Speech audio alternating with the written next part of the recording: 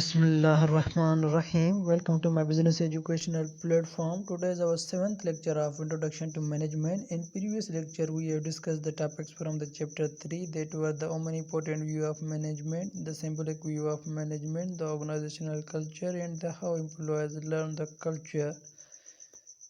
So basically in today's lecture we will discuss the topics from the chapter 3 that will include the internal vs external environment, the characteristics of the external environment. They include the general environment, specific environment, and the internal environments. So let us begin with the internal vs external environment. What is the internal environment and what is the external environment? So internal environment is the basically the environment within the organization, how the organization is dealing with its employees, its customers, its suppliers, its stakeholders. So it is defined as it consists of the trends and events within an organization that affect the management, employees, and organizational culture. It's important because it affects what people think, feel, and do at work. So as we discussed in previous lecture what the organizational culture is, so organizational culture comes under the internal environment. It is the set of key values, beliefs, and attitudes shared by organizational members or the employees. So what is the external environment? External environment is the environment which comes outside the organization. Those factors and forces outside the organization that affect the organization's performance. So what are the components of external environment? There exist the two components of the external environment that include the specific environment and the general environment. The specific environment composed of external forces that have a direct and immediate impact on the organization. And the general environment is the environment that is same for all the organizations, that include the political factors, economical factors, social factors, technological factors, environmental factors, legal factors, all the factors that come under the PESTLE analysis.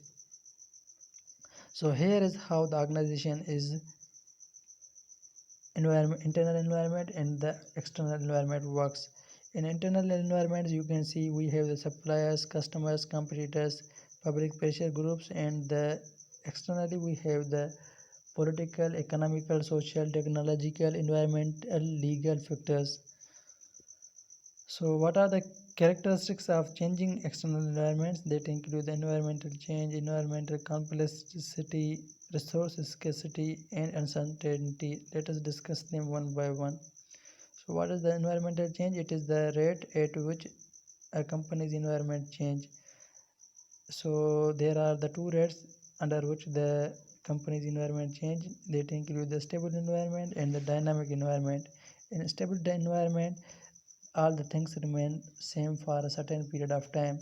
However, in the dynamic environment, there exist the variables in the environmental factors. So let us discuss them. Then we have the punctuated equilibrium theory that describes the relationship between the stable periods and the dynamic periods. Companies cycle through long stable periods and shorter period dynamic environments. So companies cycle through, it is the cycle between sometimes there is the expansion, sometimes there is the recession. So same is the case here. If there will be the stable period, then it must be followed by dynamic environment, elsewise the theory will not work. So then there is the environmental complexity. It is the number of external factors in the environment that affect the organization.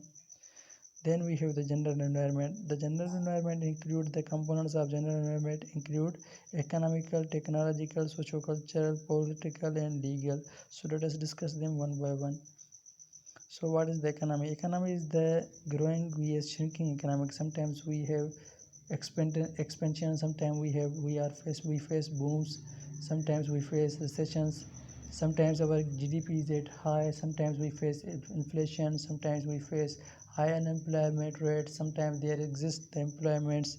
So these all affect the performance of the organizations. If there will be the inflation, so certainly the organization have to improve the prices, increase the prices. If there is high employment rates, so it becomes hard to find the talented employees for the organization. Then predicting future economic activity, then business confidence. So all these comes under the economical variables that affect the organization from the macro level.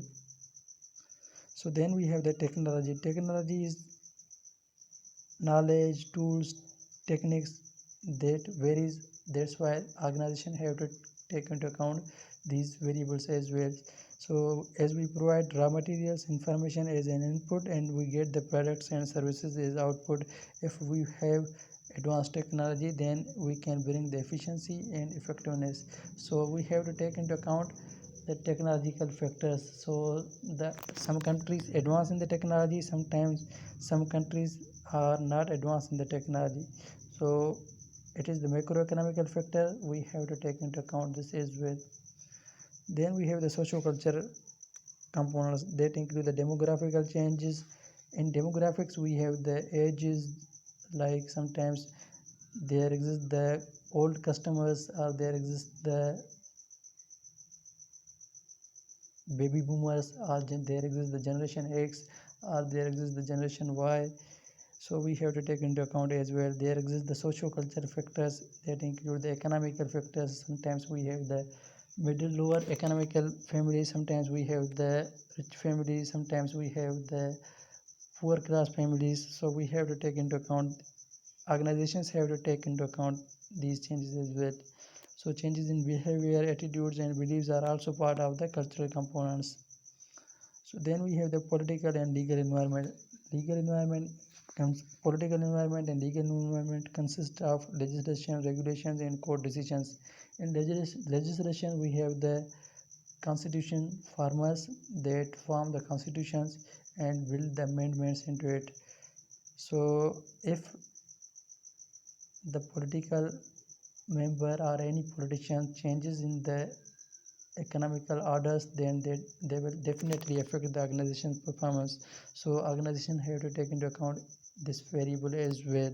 Then we have the regulations and court decisions. So organizations have to take into account the court decisions. Sometimes courts in some countries, the courts laws are different. In some countries court laws are different, and sometimes in some countries there exist the minor laws separate from the other countries. So companies have to take into account these changes as well. So then we have the specific environment. I hope you understood the general environment. Now we are moving forward to the specific environment. So what is it? It is basically the internal environment. It is also known as in the internal environment. In an internal environment we have the customers, competitors, suppliers, industry, regulations and advocacy group. Let us discuss them one by one. So who are the customers? Customers are the ones who purchase products from us. And who are the consumers? The consumers are the ones who consume the products.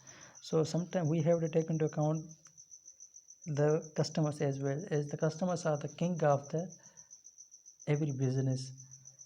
So there exists the reactive customer monitoring and there exists the proactive customer monitoring. What the reactive customer monitoring is, it is the responding to problems, trends and events. What is proactive? It is anticipating problems before they occur. Then there exists the competitor analysis. Sometimes competitors brings advanced technology, sometimes competitors reduce the prices, sometimes competitors increase the prices. So organizations have to take into account this as well in order to be reliable, stable in the organization. So these comes from the specific environment group. Then we have the suppliers. Suppliers include the buyer dependence, supplier dependence. So every supplier is dependent on another supplier. Take an example of iPhone. iPhone build its mobile phones and laptops. So they purchase the products from other companies like itel. They purchase the processors of itel. So this is how the process works. So every supplier is dependent on supplier dependence and buyer dependence. That's why there is the opportunities behavior and the relationship behavior. Then we have the industry regulations. It consists of regulations and rules that govern the business practices and procedures of specific industries. businesses and professions. Then we have the advocacy groups. Advocacy groups are the groups they that bend the company's image, or they can create disturbance for the goodwill of the organizations. So that are the group concerned citizens who band together to try to influence the business practices of specific industries, businesses and professions. So techniques to try to influence companies, public communications, media advocacy, product boycotts. Sometimes these groups may boycott our company's products, or sometimes they may create strong threat for the organization. That's why the organization have to take into account this variable as well. So I hope you understood the internal environment and the external environment factors that are further elaborated into the general environment and the specific environment. Till now, Allah Hafiz, see you next lecture.